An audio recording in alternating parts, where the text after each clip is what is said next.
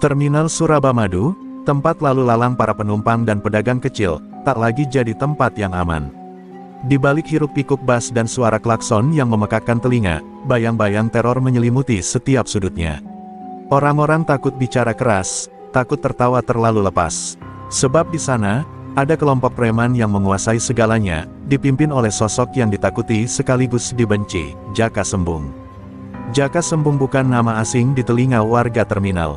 Tubuhnya tinggi besar, wajahnya dihiasi luka sayatan di pelipis, dan tatapannya tajam seperti pisau. Ia dan anak buahnya, belasan pria bertato yang selalu mengenakan jaket kulit hitam, tiap hari berkeliling meminta jatah. Tak peduli kau pedagang nasi uduk, penjual rokok keliling, atau tukang tambal ban, semua harus setor uang, atau bersiap kehilangan dagangan bahkan nyawa. Di sebuah pojok terminal, Pak Mulyadi, pedagang lontong sayur yang sudah 30 tahun berjualan di sana, hanya bisa pasrah ketika mangkok-mangkoknya diseret dan uangnya dirampas. "Ini buat keamanan, Pak," ucap salah satu anak buah Jaka dengan nada mengancam. Padahal, bukan keamanan yang mereka bawa, melainkan ketakutan yang makin hari makin menjadi-jadi. Hukum tak pernah menyentuh mereka, sebab polisi pun tahu siapa yang membiayai ormas-ormas di luar. Tak ada yang berani melawan. Dulu pernah ada seorang pemuda berani yang mencoba menolak memberikan jatah, namanya Yono, tukang tambal ban. Tapi sejak hari itu ia menghilang. Gerobaknya ditemukan terbalik di dekat rel, dengan bercak darah dan sobekan baju. Sejak itu, semua mulut tertutup rapat. Ketakutan menjadi mata uang paling mahal di terminal Surabamadu. Jaka Sembung kerap duduk di atas bangku besi tua di tengah terminal, memantau seperti raja di atas tahtanya. Tangannya selalu memegang tongkat besi panjang yang ia sebut, tongkat keadilan. Ironisnya, tongkat itu lebih sering mematahkan tulang orang kecil ketimbang menegakkan kebenaran. Ia sering tertawa keras, mempermalukan orang di depan umum, atau kadang melempar sepatu pada anak kecil yang tak sengaja menabraknya. Suatu pagi yang tampak biasa, segerombolan anak buah Jaka berlari ke arahnya sambil membawa kabar. "Bos, ada pedagang baru masuk terminal, jualan bakso. Nenek-nenek, tapi galak, gak mau bayar jatah." Jaka tertawa terbahak-bahak. "Nenek jualan bakso, di daerah kekuasaanku. Hahaha, nanti sore kita sambangi. Nenek itu harus tahu di mana dia berdiri." Hening menyelimuti terminal. Para pedagang lain saling pandang dengan wajah pucat. Mereka tahu, siapapun yang menolak perintah Jaka akan mendapat balasan yang tak terbayangkan. Tapi di sisi lain, ada rasa penasaran di hati mereka, siapakah nenek itu? Apakah dia hanya orang tua biasa? Atau mungkinkah dia tidak tahu siapa yang berkuasa di tempat itu? Namun tak ada yang menyangka, bahwa kedatangan nenek penjual bakso itu akan mengubah segalanya. Terminal Surabamadu yang selama ini dibungkam oleh kekuatan otot dan ketakutan, sebentar lagi akan menyaksikan kebangkitan kekuatan lama yang lebih menakutkan dari preman manapun, kekuatan yang telah lama menghilang dari tanah Jawa, Ajian Rawarontek. Di pagi buta saat kabut masih menggantung di sela-sela bangunan terminal, roda kecil dari sebuah gerobak tua bergemeretak di atas aspal. Seorang nenek berusia sekitar 70 tahunan mendorongnya perlahan. Wajahnya teduh, berkeriput oleh waktu, namun matanya tajam menyapu suasana terminal. Di balik senyum lembutnya, tersimpan keteguhan yang tak mudah goyah. Itulah Nenek Lasmi, penjual bakso yang akan menguji nyali para penguasa bayangan terminal Surabamadu. Gerobak bakso miliknya sederhana, terbuat dari kayu lapuk yang jelas sudah tua, namun bersih dan rapi. Asap tipis mengepul dari panci kuah yang menguar aroma rempah yang menggugah selera. Beberapa penumpang yang menunggu bas mendekat dan duduk di bangku kecil yang disediakan Nenek Lasmi. "Silakan, Nak, bakso resep turun-temurun," katanya lembut. Dalam waktu singkat, dagangannya mulai ramai. Para pedagang lama memandang dari kejauhan dengan raut khawatir. Pak Mulyadi, yang masih trauma sejak kejadian kemarin, mendekati Nenek Lasmi dan berbisik, "Nek, sebaiknya jangan jualan di sini. Tempat ini milik mereka." Tapi Nenek Lasmi hanya tersenyum, menatap mata Pak Mulyadi sejenak, lalu menjawab, "Tidak ada tempat milik kejahatan, Nak. Selama langit masih menaungi dan bumi masih dipijak, semua punya hak untuk hidup." Kabar tentang Nenek Lasmi yang tak mau membayar setoran menyebar seperti api di tumpukan jerami. Jaka Sembung, yang mendengar langsung dari anak buahnya, semakin penasaran. Ia menunda penindakan hingga sore hari, dengan niat menonton sendiri bagaimana nenek cerewet itu bersikap di hadapan kekuasaannya. Kita kasih dia pelajaran, sekalian hiburan sore, ujarnya sambil mengayunkan tongkat besinya ke lantai. Menjelang sore, suasana terminal mulai berubah. Preman-preman Jaka mulai menyebar, berusaha menciptakan suasana mencekam. Beberapa penumpang pulang lebih cepat, pedagang menutup lapak lebih awal. Tapi Nenek Lasmi tetap tenang, menyendok bakso dengan tangan yang tak gemetar sedikitpun. Ketika anak buah Jaka datang dan membanting satu piring baksonya, ia hanya menghela napas panjang dan berkata, "Kalau kau lapar, bilang saja. Tak perlu merusak rezeki orang lain." Seorang preman mendorong tubuh Nenek Lasmi. Tubuh tuanya terhuyung, namun ia tidak jatuh. Tatapan matanya berubah tajam, membuat si preman terdiam. "Kau tak seharusnya menyentuh orang yang kau tak kenal asal-usulnya," gumam Nenek Lasmi lirih, namun terasa seperti gelegar petir di telinga orang-orang di sekitarnya. Beberapa penonton yang diam-diam menyaksikan dari kejauhan mulai berbisik ketakutan. Jaka akhirnya muncul, berjalan santai dengan tongkat besi di tangannya. Ia menatap Nenek Lasmi seperti pemangsa yang mengamati mangsa. "Jualan enak ya, Nek. Tapi kalau mau tetap enak, bayar upeti. Aturan tetap aturan." Nenek Lasmi menatapnya balik, dan untuk pertama kalinya dalam hidupnya, Jaka merasakan hawa dingin menusuk dari pandangan seorang wanita tua.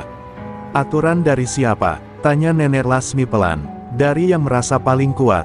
Hening mengambang, orang-orang menahan napas. Detik itu, tak ada yang menyangka bahwa kata-kata lembut dari nenek tua itu akan menjadi awal dari kehancuran kekuasaan yang telah bertahun-tahun menindas. Tak ada yang tahu bahwa mereka sedang berhadapan dengan penjaga terakhir ajian yang telah lama dirahasiakan, ajian yang tak bisa dikalahkan oleh kekuatan manusia biasa, Rawa Rontek. Langit sore mulai menggelap ketika Jaka Sembung berdiri di hadapan Nenek Lasmi. Di sekeliling mereka, suasana terminal senyap tak biasa, seolah setiap makhluk hidup menahan napas, menunggu letusan amarah. Para preman Jaka berdiri berjajar di belakangnya, siap menghancurkan gerobak bakso atau bahkan lebih dari itu. Tapi Nenek Lasmi hanya berdiri diam, matanya menatap lurus tanpa gentar.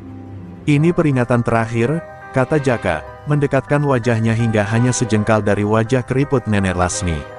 "Kau bayar jatah minggu ini, atau besok gerobakmu tinggal puing, dan kau tinggal nama." Suaranya seperti racun, menusuk hingga ke tulang. Tapi Nenek Lasmi tetap tenang, tangannya malah merapikan kain selendang di pundaknya. "Yang tamak tak akan kenyang, Nak," jawabnya lembut, seolah menasihati cucunya. Jaka berang. Dengan geram, ia mengangkat tongkat besinya tinggi-tinggi, hendak menghancurkan gerobak bakso di depan matanya. Tapi sebelum pukulan itu mendarat, tiba-tiba langit berkilat terang, dan angin berdesir kuat menerpa area terminal. Suara logam menggema saat tongkat itu membentur aspal, bukan gerobak. Jaka terpaku, ada sesuatu yang membuatnya tak jadi melakukannya, entah apa. Salah satu anak buah Jaka, Beben, nekat maju dan menendang gerobak Nenek Lasmi. Tapi sesaat setelah kakinya menyentuh kayu gerobak, tubuhnya terlempar sendiri seperti dihantam kekuatan tak kasat mata. Ia terpelanting 3 meter dan tergolek di lantai dengan wajah pucat pasi. Beberapa preman lain melangkah mundur tanpa sadar, naluri mereka memberontak pada sesuatu yang tak mereka pahami. "Jangan main-main dengan orang tua," ujar Nenek Lasmi pelan, namun suaranya bergema aneh. Ada gema samar di belakangnya, seperti suara dari dunia lain yang mengikuti ucapan itu. Seorang pemuda penumpang yang menyaksikan dari jauh berbisik, "Itu bukan nenek biasa," dan desas-desus mulai menyebar, tentang ajian kuno, tentang Rawa Rontek, tentang legenda dari masa silam yang kini mungkin berdiri di hadapan mereka. Jaka menggertakkan gigi, masih belum mau kalah. Ia meraih senter dari pinggangnya dan menyinari wajah Nenek Lasmi, seolah ingin memastikan bahwa yang berdiri di depannya benar-benar manusia. Tapi yang ia lihat adalah sepasang mata yang dalam dan tak berkedip, seperti sumur tua yang menyimpan rahasia ribuan tahun. Jaka menarik mundur senter itu perlahan, untuk pertama kalinya merasa dingin mengalir di punggungnya. "Besok, aku datang lagi. Dan saat itu kau tak akan berdiri lagi di sini," ancam Jaka, kali ini dengan nada yang terdengar lebih goyah dari sebelumnya. Ia berbalik, memberi isyarat pada anak buahnya untuk mundur. Para preman itu bubar satu persatu, dengan pandangan penuh tanya, bukan hanya tentang siapa Nenek Lasmi sebenarnya, tapi tentang apa yang baru saja mereka saksikan. Di kejauhan, matahari tenggelam perlahan. Terminal Surabamadu kembali tenang, tapi bukan tenang yang biasa. Malam itu, banyak orang tidak bisa tidur. Para pedagang membisikkan doa, sementara preman-preman Jaka mulai gelisah di barak-barak mereka. Ada yang merasa mimpi buruk menghampiri, ada pula yang mengaku melihat bayangan hitam berjalan di langit-langit kamar. Nenek Lasmi telah mengubah wajah ketakutan di terminal, bukan lagi pada manusia, tapi pada sesuatu yang jauh lebih tua dan tak bisa dibunuh. Pagi itu, langit Surabamadu tampak muram. Awan kelabu menggantung rendah seolah meramalkan musibah yang akan terjadi. Para pedagang membuka lapaknya dengan perasaan tak menentu, membicarakan peristiwa semalam dengan nada bisik-bisik. Sementara itu, di sudut terminal, Nenek Lasmi sudah menyiapkan dagangan seperti biasa. Tangannya cekatan meracik bakso, seolah tak terjadi apa-apa. Tapi aura di sekelilingnya berbeda, hening yang mencekam, seperti sebelum badai meledak. Jaka Sembung tak tinggal diam. Ia merasa direndahkan di hadapan anak buah dan warga terminal. Malam sebelumnya, ia menghubungi dua orang algojo kepercayaannya, Gendon dan Dadan Ireng. Mereka dikenal bengis dan tak ragu menghilangkan nyawa demi satu kalimat perintah. Hancurkan gerobaknya, buat dia tak bisa jualan lagi. Kalau perlu, lenyapkan dia dari dunia ini, ujar Jaka dengan dingin. Dendamnya sudah mendidih, tak bisa ditahan lebih lama. Gendon dan Dadan menyusup ke terminal pagi-pagi buta, berpakaian seperti penumpang biasa. Mereka membawa botol kecil berisi cairan kehitaman, racun hasil racikan dukun hitam dari Gunung Karang. Rencananya sederhana namun keji, mencemari kuah bakso Nenek Lasmi. Mereka tahu ajian rawa rontek membuat tubuh tak bisa mati, tapi mereka ingin menciptakan kekacauan dari dalam, biar masyarakat yang membenci dan mengusirnya. Saat Nenek Lasmi pergi sebentar ke musala untuk salat duha, kedua algojo itu menyelinap ke balik gerobaknya dan menuangkan racun ke dalam kuah bakso. Racun itu tak berbau dan tak berasa, namun mematikan. Perlahan, menyerang saraf pusat hingga korban kejang dan mulut berbuih. Setelah menyelesaikan aksinya, mereka berpura-pura menjadi pembeli pertama hari itu.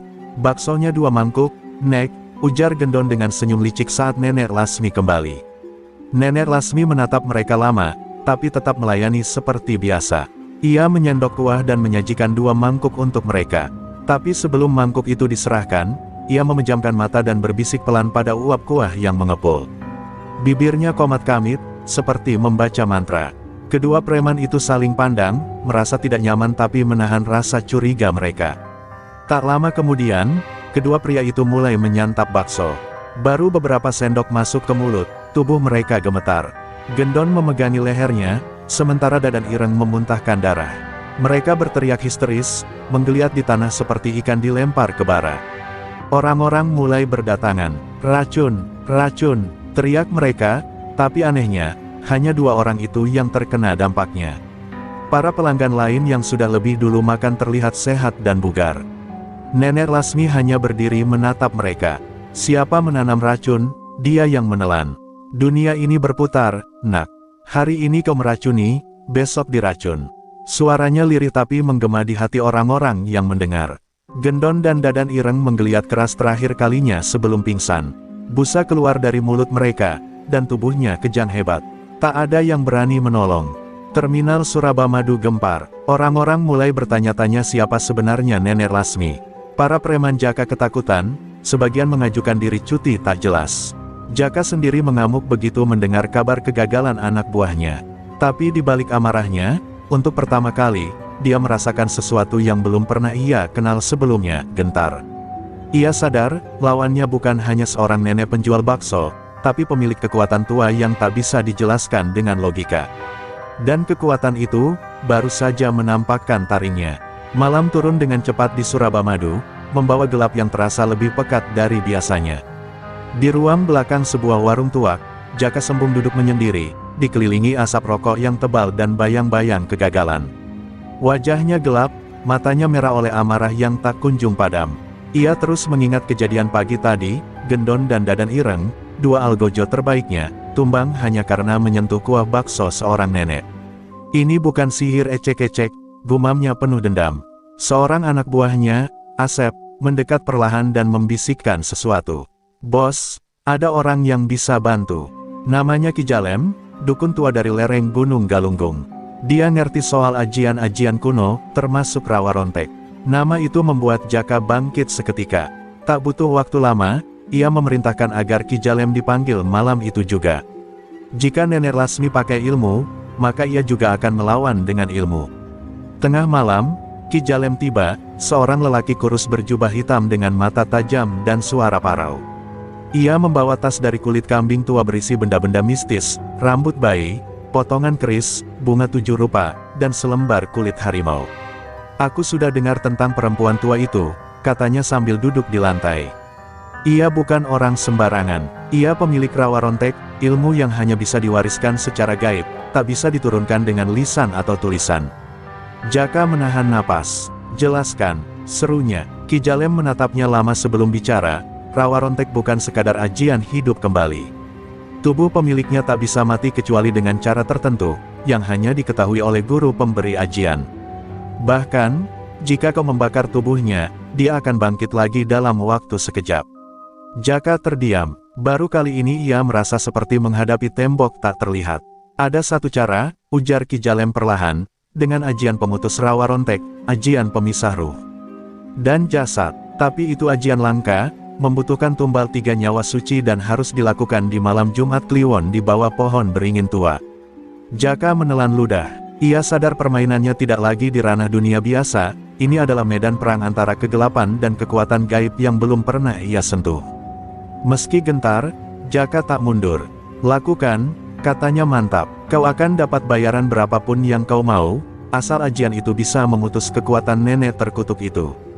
Ki Jalem mengangguk, tapi memperingatkan, "Kalau gagal, bukan dia yang mati. Tapi kau." Ucapan itu menggantung di udara seperti racun yang menyusup perlahan ke dalam nyali Jaka Sembung. Malam itu, ritual pertama dilakukan. Seekor ayam cemani dikorbankan, darahnya diteteskan ke boneka anyaman yang katanya akan menjadi perantara ruh. Ki Jalem mulai membaca mantra dengan bahasa yang tak dipahami siapapun. Angin berdesir kencang, dan api lilin bergoyang liar meski ruangan tertutup rapat. Seorang anak buah Jaka pingsan setelah melihat bayangan putih melayang di sudut ruangan.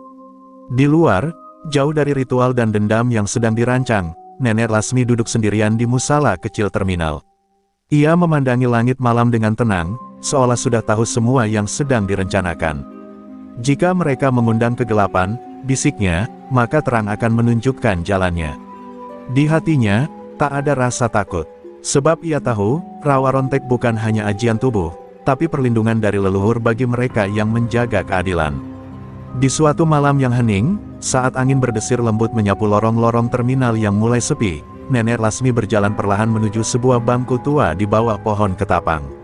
Ia duduk sendirian, matanya menatap langit yang bertabur bintang. Tapi pikirannya melayang jauh ke masa silam, masa yang penuh luka, kehilangan, dan kekuatan yang tak pernah ia minta, namun tak bisa ia tolak. 40 tahun yang lalu, Lasmi muda bukanlah siapa-siapa. Ia hanyalah anak gadis petani dari lereng Gunung Sawal, hidup sederhana bersama orang tuanya yang renta.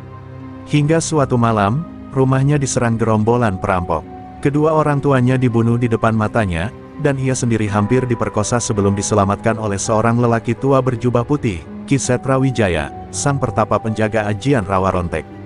Ki Setra membawanya pergi jauh ke tengah hutan, ke sebuah padepokan tersembunyi yang hanya bisa dilihat oleh mereka yang telah ditakdirkan. Di sana, Lasmi muda dididik dalam ilmu kanuragan, kauru Jawa, dan ajian-ajian kuno. Ia diberi pilihan, hidup sebagai korban, atau berdiri sebagai penjaga kebenaran. Lasmi memilih yang kedua, dan setelah 10 tahun menjalani laku tirakat berat, ia diberi satu warisan terakhir dari gurunya, ajian rawa rontek. "Ini bukan untuk pamer kekuatan," pesan Ki Setra suatu malam. "Ajian ini hanya untuk mereka yang rela mati demi orang lain, bukan demi kekuasaan." Lasmi mengangguk dengan mata basah. Sejak itu, hidupnya berubah. Ia mengembara dari satu desa ke desa lain, membantu orang kecil, menghukum penindas diam-diam. Tapi karena usianya terus bertambah dan tubuhnya menua, ia memilih mengasingkan diri dan menyamar sebagai pedagang bakso, mencari tempat di mana ia bisa hidup damai, sampai akhirnya ia tiba di Surabamadu. Tapi damai tak pernah tinggal lama di dunia yang penuh kerakusan. Ketika ia melihat para preman memperbudak rakyat kecil, darah lamanya mendidih kembali. Ia tahu tak bisa tinggal diam. Sekalipun raganya tua, tapi ajian rawa rontek membuatnya tak mudah hancur. Ia bisa saja menghilang, tapi ada saatnya seorang penjaga harus berdiri di hadapan kejahatan, tak peduli seberapa besar gelombang yang datang. Di pojok bangku terminal, air mata menetes pelan dari pipi keriput Nenek Lasmi. Ia bukan menangis karena takut, tapi karena lelah. "Gusti," bisiknya lirih, "mengapa dunia ini tak pernah jenuh menyakiti yang lemah?" Namun dalam hatinya, api tak pernah padam. Ia tahu, selama ia masih bisa berdiri, maka Surabamadu belum jatuh sepenuhnya ke tangan kegelapan. Dari kejauhan, sosok bayangan mengintainya. Seorang anak buah Jaka yang diperintahkan memata-matai gerak-gerik Nenek Lasmi menyaksikan semuanya dari balik tiang listrik. Tapi alih-alih melihat seorang nenek renta, yang ia lihat adalah sosok perempuan tua dengan cahaya lembut menyelubungi tubuhnya, seperti Dewi Pelindung. Tubuh si mata-mata gemetar. Ia segera kabur, dan malam itu juga, ia memutuskan berhenti menjadi preman. Di balik segala kesunyian dan ketuaan yang menyelimuti Nenek Lasmi, tersembunyi sebuah sejarah panjang seorang pendekar wanita, seorang penjaga ajian suci yang diturunkan bukan untuk menguasai, tapi untuk melindungi mereka yang sudah terlalu lama tertindas. Dan kini, ketika kegelapan mulai merangkak naik, waktunya telah tiba untuk ajian Rawa Rontek menunjukkan bahwa kebenaran tak akan pernah bisa dikalahkan. Pagi baru saja merekah, tapi wajah Jaka Sembung sudah dibakar kemarahan yang tak terbendung.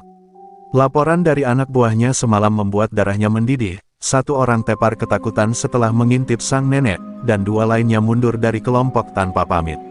Nama Nenek Lasmi kini jadi bisikan menakutkan di antara preman-preman terminal.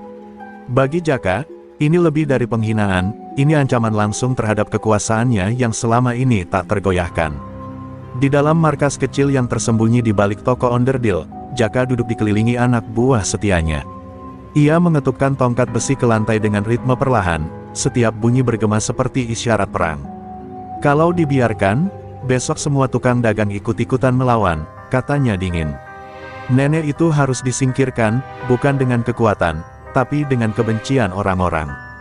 Dari sudut ruangan, muncul suara dari Gino, preman tua yang lebih licik dari brutal. "Kita bisa hancurkan reputasinya, Bang," usulnya. "Sebar isu kalau dia pakai pesugihan, pakai jin, bahkan masakannya dicampur darah. Biar masyarakat yang usir dia." Jaka tersenyum miring. Bukan kekuatan yang bisa menjatuhkan Rawa Rontek, tapi fitnah, ketakutan massal, dan adu domba.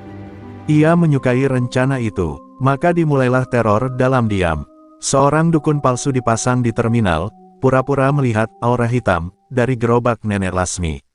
Lalu muncul selebaran anonim yang menuduh bakso Lasmi menyebabkan kesurupan.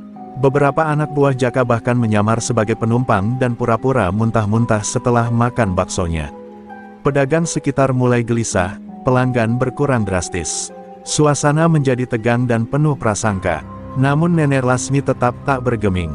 Ia tahu semua ini rekayasa. Setiap tuduhan yang datang justru ia balas dengan senyum dan kesabaran. Tapi di balik kelembutannya, ia mulai menyadari satu hal, Jaka Sembung tak lagi hanya mengandalkan otot, tapi sudah memainkan strategi licik. Dan itu lebih berbahaya daripada serangan fisik, karena bisa membuat orang kecil kehilangan akal sehat. Pada malam kelima sejak fitnah disebar, ada yang melempari gerobak baksonya dengan batu. Panci kuahnya terguling, sebagian isinya tumpah ke tanah. Namun Lasmi hanya menunduk, membersihkan semuanya tanpa sepatah kata pun. Di hatinya, rasa sakit bukan karena dagangannya hancur, tapi karena orang-orang yang dulu ia lindungi mulai termakan kebohongan. Sementara itu, Jaka merasa semakin di atas angin. Ia bahkan mengundang Ki Jalem kembali untuk merampungkan ajian pemutus Rawa Rontek. 3 tumbal telah disiapkan secara diam-diam, pemulung, bocah yatim, dan seorang wanita tua dari desa lain. Malam Jumat Kliwon ini, semuanya selesai, ujar Jaka penuh percaya diri. Setelah itu, tak ada lagi yang bisa menahan kekuasaanku. Tapi di balik segala rencana jahat itu, langit mulai mencatat. Awan pekat perlahan menggulung dari timur, dan hembusan angin dingin berdesir aneh. Nenek Lasmi tahu, malam yang dinanti telah mendekat. Dan saat bulan purnama menggantung sempurna di langit Surabamadu, bukan hanya dendam yang akan mengalir, tapi pertarungan antara kegelapan dan cahaya yang sudah ditentukan sejak lama. Malam Jumat Kliwon pun tiba. Terminal Surabamadu tampak lebih sunyi dari biasanya. Lampu-lampu padam satu persatu secara misterius, dan angin bertiup kencang membawa aroma bunga kenanga yang menyengat. Sementara warga terlelap dalam rumah mereka yang rapuh, di balik terminal, Jaka Sembung dan Ki Jalem bersiap menyelesaikan ritual terakhir dari ajian pemutus rawa rontek. 3 tumbal sudah dikorbankan diam-diam, dan darah mereka telah mengalir di bawah pohon beringin tua di luar kota. Sementara itu, di sisi lain terminal, Nenek Lasmi bangun lebih awal dari biasanya. Ia merasa dadanya sesak, hawa malam terasa berbeda. Gerobaknya dibersihkan seperti biasa, kuah bakso dipanaskan, dan daging bakso dibuat dengan tangan yang tak goyah. Namun di balik ketenangannya, ia tahu, malam ini akan menjadi titik balik antara hidup dan mati, bukan untuknya, tapi bagi jiwa-jiwa yang dipenuhi kebencian. Menjelang subuh, seorang lelaki muda mendekat ke gerobak. Wajahnya asing, namun sorot matanya menyimpan niat buruk yang ditutupi senyum ramah. Di dalam sakunya, tersembunyi kantong kecil berisi serbuk racun mematikan, racikan terakhir dari Ki Jalem yang dipercaya mampu membuat ajian rawa rontek lumpuh sesaat. Lelaki itu pura-pura tersandung, lalu menjatuhkan kantong itu ke dalam kuah ketika Nenek Lasmi berpaling. Semuanya terjadi dalam hitungan detik. Tak lama kemudian, sekelompok pelanggan datang, anak-anak sekolah, sopir bus, dan beberapa pedagang. Mereka menyantap bakso seperti biasa, bahkan memuji rasa kuah yang lebih sedap dari sebelumnya. Tapi di tengah keramaian itu, lelaki yang menyusup tadi mulai merasakan mulutnya kaku, matanya berkunang-kunang, dan tubuhnya mendadak panas seperti terbakar dari dalam. Ia jatuh tersungkur ke tanah, muntah darah, lalu menggeliat seperti cacing tersiram garam. Keributan terjadi, orang-orang menjerit, mengira telah diracun. Tapi anehnya, hanya lelaki itu yang terkena dampaknya. Semua pelanggan lainnya sehat, bahkan merasa tubuh mereka lebih segar setelah menyantap bakso Nenek Lasmi. Salah satu dari mereka, seorang tukang ojek yang menderita sesak napas sejak lama, merasa dadanya plong untuk pertama kalinya. Seorang ibu mendadak sembuh dari pegal-pegal yang ia bawa sejak pagi. Nenek Lasmi berdiri perlahan. Ia membuka tutup panci kuah dan meniupkan napas lembut ke dalamnya. Ajian ini bukan untuk membunuh, tapi menyembuhkan, katanya pelan. Siapa yang berniat jahat, racunnya akan kembali padanya. Orang-orang mulai memahami bahwa yang mereka tuduh kemarin, yang mereka caci karena isu pesugihan, ternyata penyelamat sejati. Lelaki penyusup itu menggelepar, lalu diam tak bergerak. Ki Jalem yang memantau dari kejauhan dengan teropong gaibnya memekik marah. Gagal, racunnya dipantulkan. Ajian rawa ronteknya telah menyatu dengan kekuatan bumi. Ia segera mengabari Jaka, kita tak bisa hanya lewat siasat. Harus langsung, harus sekarang juga. Matahari mulai muncul dari balik horizon, namun hari itu tidak membawa damai. Di benak Jaka, hanya ada satu jalan, menghadapi Nenek Lasmi secara langsung. Tidak lagi lewat racun, fitnah, atau tumbal. Kalau begitu, geramnya sambil menggenggam tongkat besi, besok aku datangi dia sendiri. Jika harus dengan darah, maka terminal ini akan kubasahi dengan darahnya. Pagi itu, suasana terminal Surabamadu begitu tegang. Udara terasa berat, dan para pedagang yang biasanya ramai justru memilih menutup lapak. Bisik-bisik tersebar, Jaka Sembung akan datang ke gerobak Nenek Lasmi pagi ini. Semua orang tahu, jika itu benar terjadi, maka hari ini akan menjadi hari yang berdarah. Sebagian warga memilih menonton dari kejauhan, bersembunyi di balik tiang dan bangunan, menanti apa yang akan terjadi. Gerobak bakso Nenek Lasmi berdiri seperti biasa di sudut terminal. Namun kali ini, ia tak menawarkan senyum seperti sebelumnya. Ia berdiri dengan kepala tegak, mengenakan kebaya hitam, dan kain batik bermotif lereng merah yang bergetar oleh angin. Matanya tenang, tapi aura di sekitarnya berubah tajam. Burung-burung pun tak berani mendekat. Di bawah gerobaknya, terlihat tanah mereka halus, seolah energi dari dalam bumi hendak muncul. Langkah sepatu bot berat menggema dari kejauhan. Jaka Sembung muncul bersama 5 orang anak buahnya yang bertubuh kekar, masing-masing membawa senjata tajam. Wajahnya penuh kemarahan, bukan hanya karena kegagalannya meracuni Nenek Lasmi, tapi juga karena nama besarnya sebagai penguasa terminal mulai diguncang oleh seorang nenek tua. Ia berhenti di depan gerobak itu, menatap Lasmi dengan dingin. Kau, penyebab semua kekacauan ini, katanya dengan suara serak. Hari ini semuanya selesai. Nenek Lasmi menatap tajam ke arah Jaka. Bukan aku yang menyebabkan kekacauan, jawabnya lirih namun mantap. Tapi keserakahanmu. Kau pikir kekuasaan bisa kau dapat dari ketakutan orang kecil. Hari ini kau akan tahu bahwa yang kecil belum tentu lemah. Ucapannya belum selesai, tanah tiba-tiba bergetar. Dari balik gerobak, asap hitam perlahan muncul, membentuk pusaran kecil.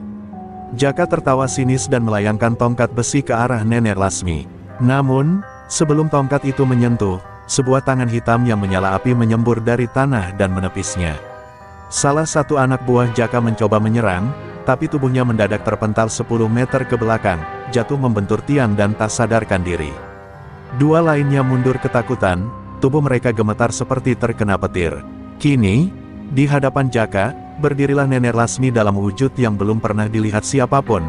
Tubuhnya menyatu dengan bayangan hitam rawa rontek, matanya bersinar merah darah, dan setiap langkahnya meninggalkan jejak terbakar di tanah.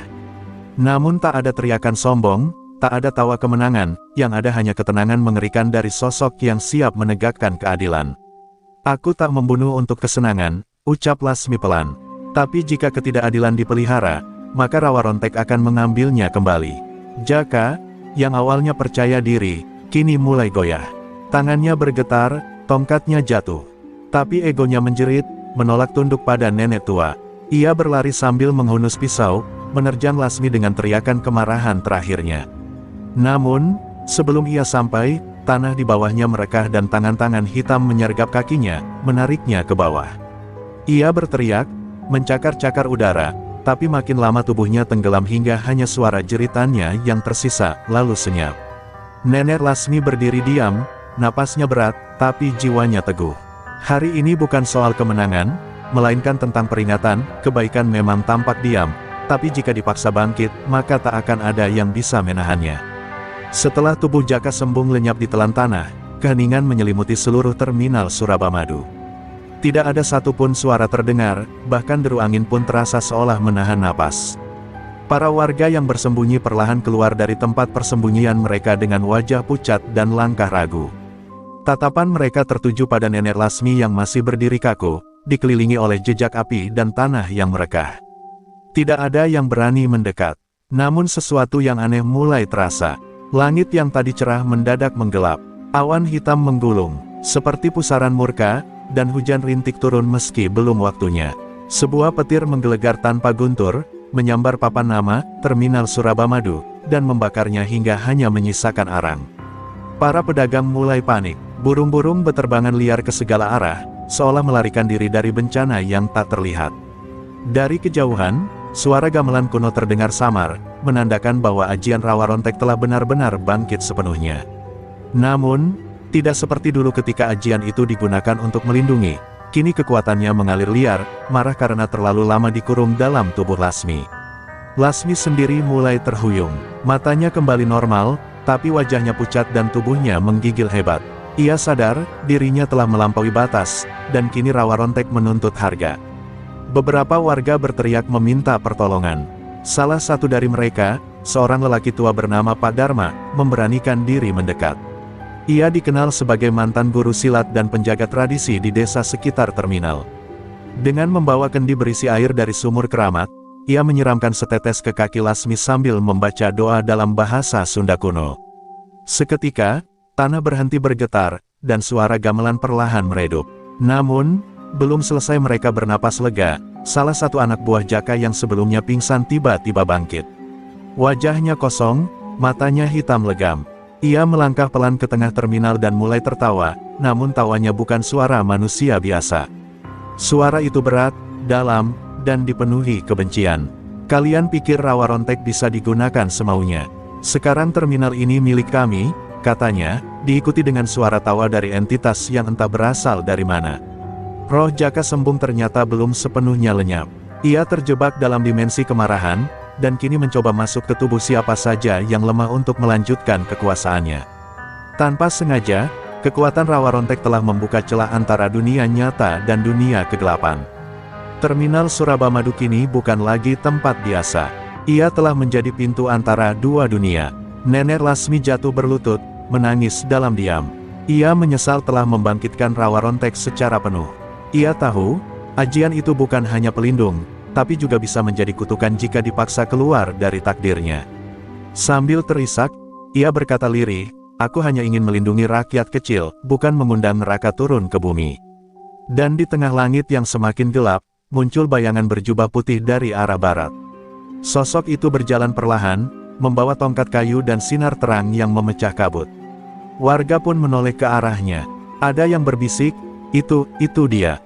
Sang penjinak ajian, pertanda bahwa harapan belum sepenuhnya padam. Bayangan berjubah putih itu mendekat perlahan. Setiap langkahnya seakan menyerap cahaya petir dan menenangkan gemuruh langit. Warga terminal yang ketakutan beringsut ke belakang, memberi jalan tanpa disuruh. Sosok itu tinggi, dengan rambut keperakan terikat rapi, dan tatapan mata yang tajam namun teduh. Di tangan kanannya, ia menggenggam tongkat kayu jati yang memancarkan aura sakral. Dialah Ki Reksaningrat, sang penjaga warisan ajian kuno, satu-satunya yang pernah berhasil menyegel Rawa Rontek di masa silam.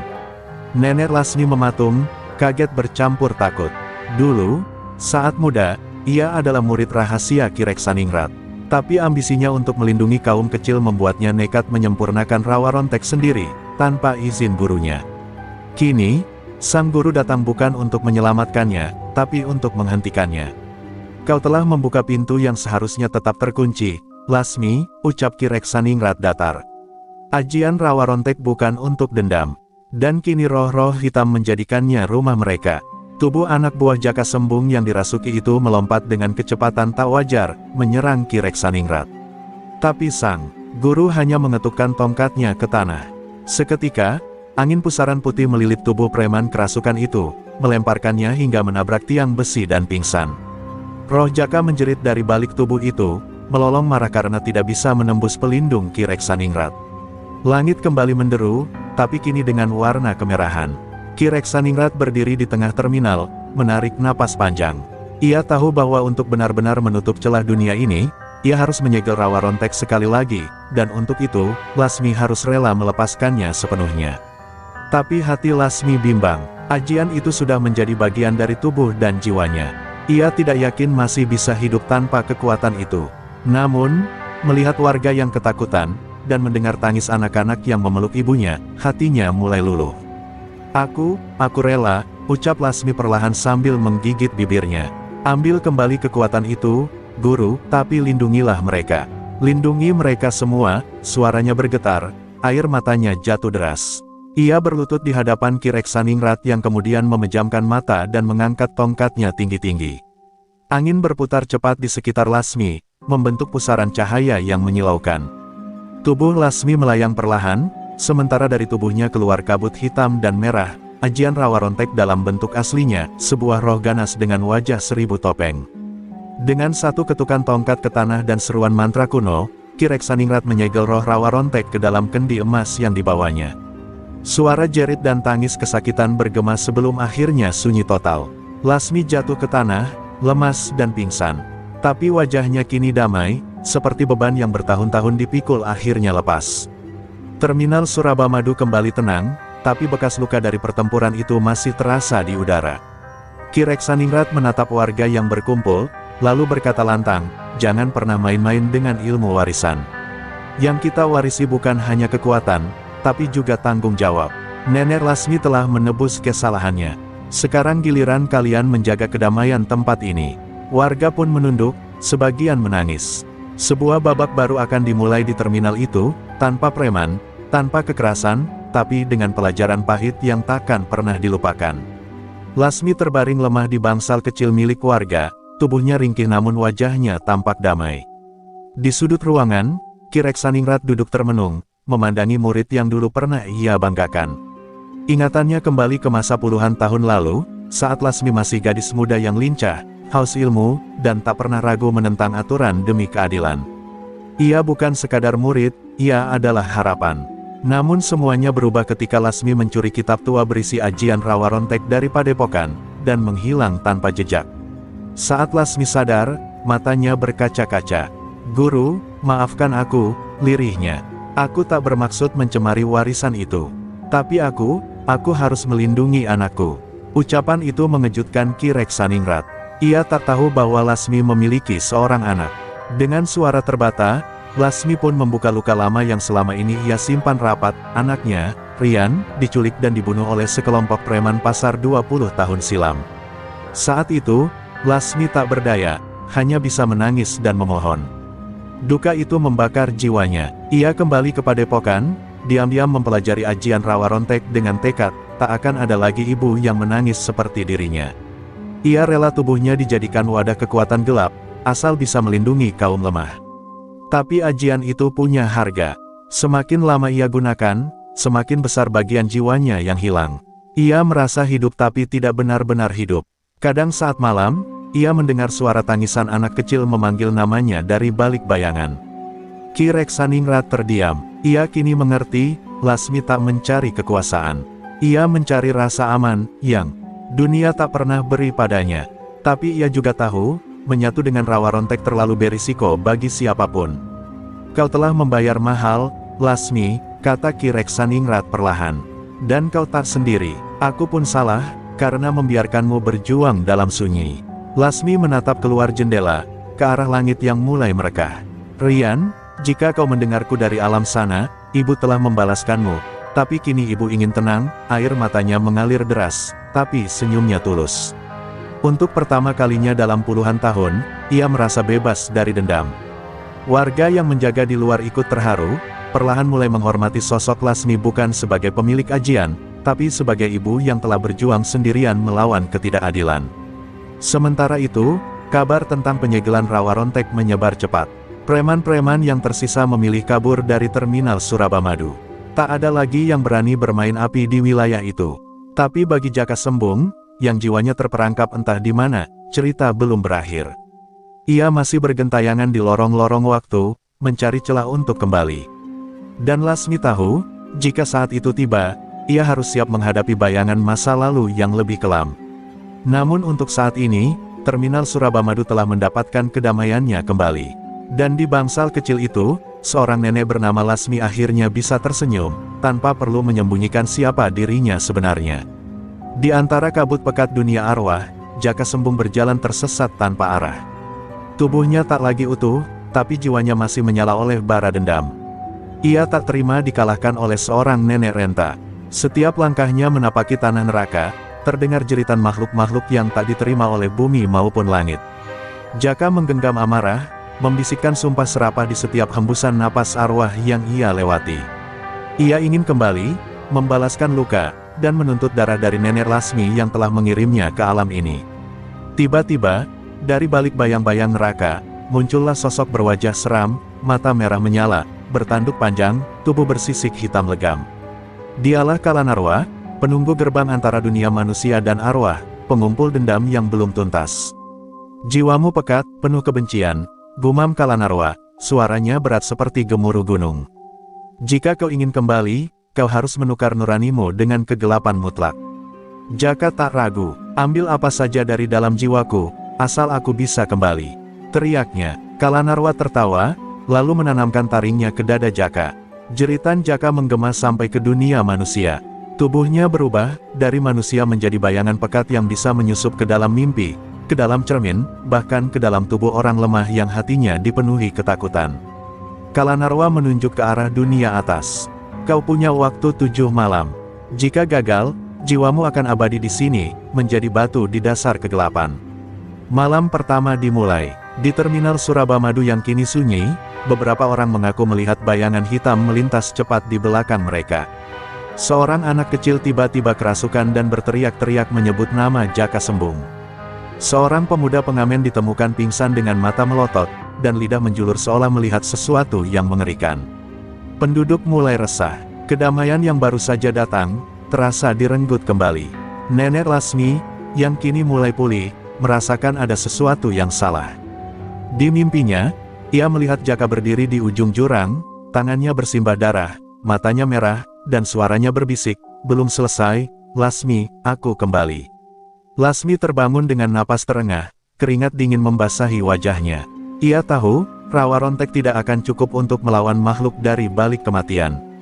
Lasmi mendatangi Ki Reksaningrat. Guru, Jaka kembali, tapi bukan sebagai manusia. Ia makhluk gelap sekarang. Sang guru mengangguk, wajahnya muram. Kau harus bersiap, Lasmi. Kali ini bukan tubuhmu yang diuji, tapi jiwamu. Ia akan menyerang batinmu, membuatmu meragukan siapa dirimu, dan jika kau goyah, ia akan mengambil alih tubuhmu. Lasmi tak gentar, ia membuka kotak tua warisan almarhum suaminya, seorang sesepuh penjaga gerbang jiwa.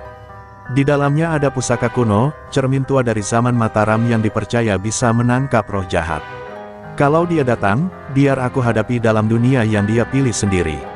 Ucapan Lasmi tegas, tapi hatinya penuh kegundahan.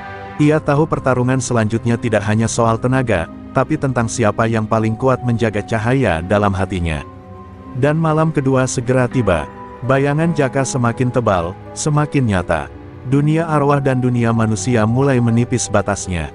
Sementara itu, waktu terus berdetak. 7 malam tak lama, dan jika Lasmi gagal, maka bukan hanya dirinya yang akan binasa, tapi seluruh terminal Surabamadu bisa menjadi gerbang bagi arwah-arwah penuh dendam lainnya. Malam ketiga tiba dengan langit menggantungkan awan hitam seolah menutup bulan dari pandangan manusia. Udara terasa berat dan sepi menusuk, angin seperti membawa bisikan dari dunia lain. Di dalam rumah kayunya, Nenek Lasmi duduk bersila di depan cermin pusaka, mata tertutup, menyelami keheningan batin sambil membaca mantra penguat jiwa.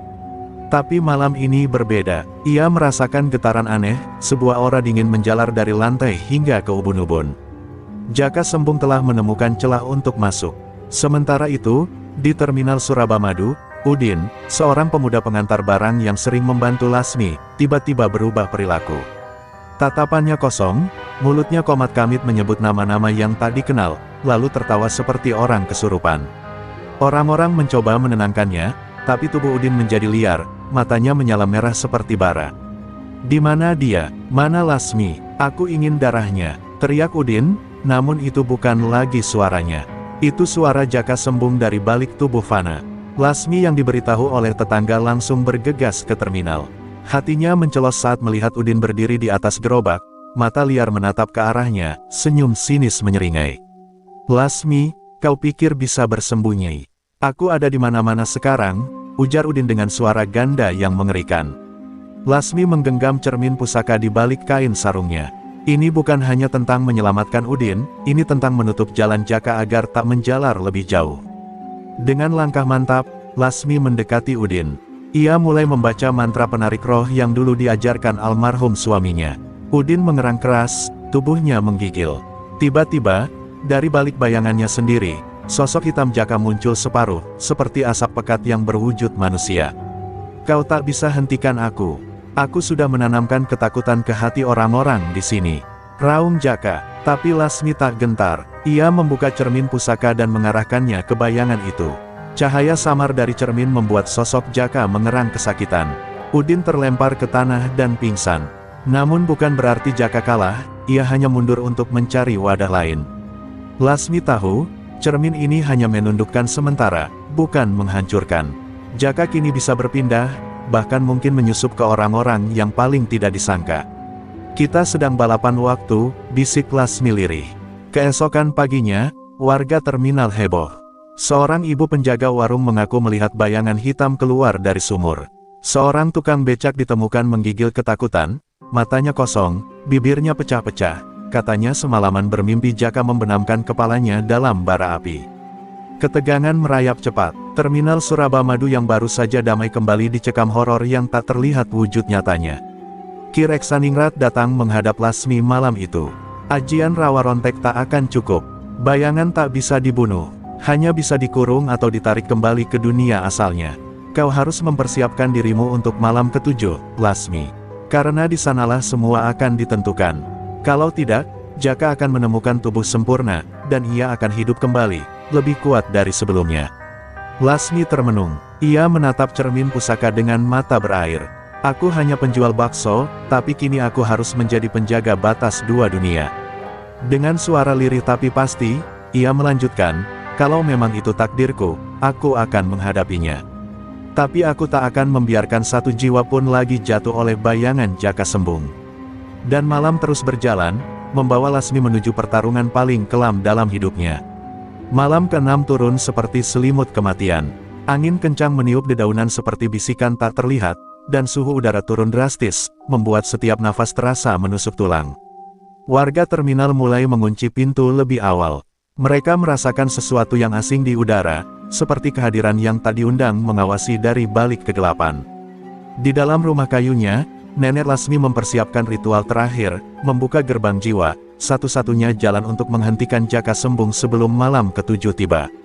Ki Reksaningrat duduk bersila di sisi barat ruangan, sementara Lasmi menaburkan serbuk akar kelapa dan minyak gaharu di atas api lilin pusaka.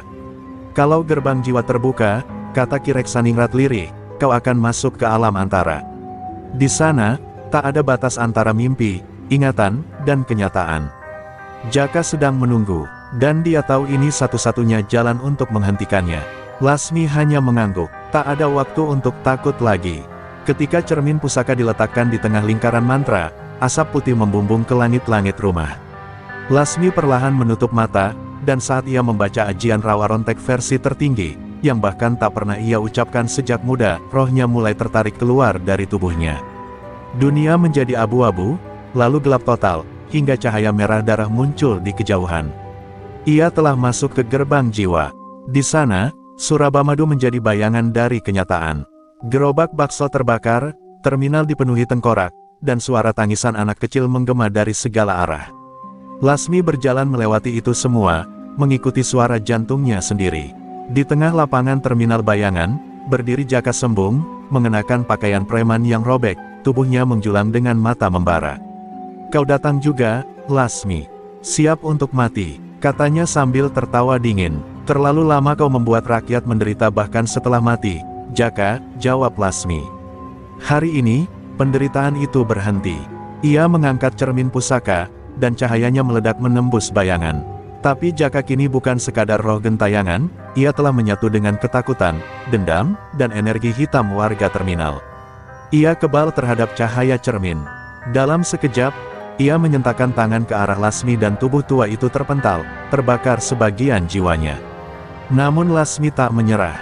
Dalam kelemahan, ia mengingat satu ajian kuno yang diwariskan leluhur, ajian Rawa Rontek Langit 7, yang hanya bisa digunakan sekali seumur hidup, dan sebagai tebusannya, penggunanya akan kehilangan separuh jiwanya di alam antara. Dengan napas berat, ia membaca mantra terakhir. Cahaya putih menyilaukan menyelimuti seluruh terminal bayangan. Jaka Sembung menjerit keras, tubuhnya terurai seperti pasir diterpa badai. Lasmi terjatuh. Dunia mulai menggelap. Sebagian jiwanya tertinggal di sana, dalam kekosongan abadi, menjaga agar gerbang tak terbuka lagi. Tapi tubuhnya masih bernafas, kembali ke dunia nyata dengan napas tersengal. Ki Reksaningrat menahan air mata saat melihat tubuh tua itu gemetar. Kau sudah menyelamatkan banyak jiwa, Lasmi, bisiknya. Tapi Lasmi hanya diam, tatapannya kosong, jiwanya tak lagi utuh. Dan di langit Surabamadu, angin berhenti, tangis malam berubah menjadi senyap. Tapi satu pertanyaan belum terjawab, apakah Jaka benar-benar hancur, atau hanya kembali tertidur? Pagi ketujuh tiba tanpa suara ayam jantan. Surabamadu tampak tenang, tapi bukan tenang yang biasa, lebih seperti dunia yang baru saja melewati badai besar dan kini menggenggam napas dalam keheningan. Kabut masih menggantung rendah di antara gerobak dan tiang-tiang terminal, seolah enggan pergi. Warga mulai keluar dari rumah, menatap langit yang mulai memerah. Tapi mereka merasa berbeda, lebih ringan, seakan beban bertahun-tahun telah disapu entah kemana. Di dalam rumah tua itu, Nenek Lasmi terbaring lemah. Matanya terbuka, tapi jiwanya tidak sepenuhnya di sana. Ia sesekali berbisik dalam bahasa yang tak dimengerti siapapun, mungkin bahasa jiwa, mungkin bahasa yang hanya bisa dipahami oleh mereka yang pernah menyentuh kematian. Ki Reksaningrat duduk di sampingnya, menggenggam tangan kurus itu dengan air mata yang terus mengalir. Kau menang, Lasmi, tapi kau juga hilang, gumamnya. Tak lama kemudian, seluruh warga berkumpul di halaman depan rumah Lasmi. Dari ibu-ibu penjual nasi uduk, sopir angkot, sampai anak-anak kecil yang biasa bermain di terminal, semua datang. Mereka tahu Lasmi telah melakukan sesuatu. Bukan sihir, bukan ajian, tapi pengorbanan yang menyelamatkan tempat ini dari kegelapan yang tak terlihat. Sebuah gerobak bakso baru diletakkan di depan rumahnya, sebagai penghormatan, dan simbol bahwa kehidupan akan terus berjalan. Tapi kejutan datang saat seorang pemuda datang tergopoh-gopoh dari arah timur terminal. Wajahnya mirip seseorang, matanya tajam, rambutnya acak-acakan, dan langkahnya berat seolah membawa beban dunia. Namanya Bagas, cucu Nenek Lasmi yang selama ini menghilang. Ia mendengar kabar dari seorang pengelana tentang seorang nenek tua yang menyelamatkan kota dari preman gaib. Hati Bagas langsung tahu, itu pasti eyangnya. Ia menangis saat menggenggam tangan Lasmi yang dingin, berjanji akan melanjutkan perjuangan hidup bersih, jujur, dan tak tunduk pada ketakutan. Malam itu, Surabamadu mengadakan doa bersama. Tidak ada panggung, tidak ada orasi, hanya lilin-lilin kecil dan cerita-cerita yang dibisikkan dari mulut ke mulut tentang perempuan tua yang pernah melawan maut. Mereka tak menyebutnya dukun atau pendekar, tapi ibu terminal, sebutan yang penuh hormat dan cinta. Anak-anak mulai berani tidur tanpa mimpi buruk, dan angin yang dulu selalu dingin kini terasa hangat. Namun, di balik dinding waktu dan alam kasat mata, Jaka Sembung berdiri dalam kehampaan. Tubuhnya tak lagi utuh, jiwanya terpecah, tapi matanya masih menyala. Ia tersenyum samar. Belum selesai, bisiknya. Tapi ia tahu, kini ada penjaga lain di antara dunia, Lasmi. Tak lagi sebagai manusia, tapi sebagai jiwa penjaga. Dan selama jiwanya tetap di gerbang itu, kejahatan tak akan mudah kembali. Hari ke-7 pun berakhir. Terminal Surabamadu perlahan kembali hidup. Bagas mulai mendorong gerobak bakso yang dulu milik Lasmi, menyapa orang-orang dengan senyum yang mirip sang nenek. Aroma kuah panas dan taburan bawang goreng menguar, seperti harapan yang menari di udara. Di bawah langit jingga, semua tahu, cerita belum benar-benar usai. Tapi untuk kali ini, Surabamadu bisa beristirahat dalam damai.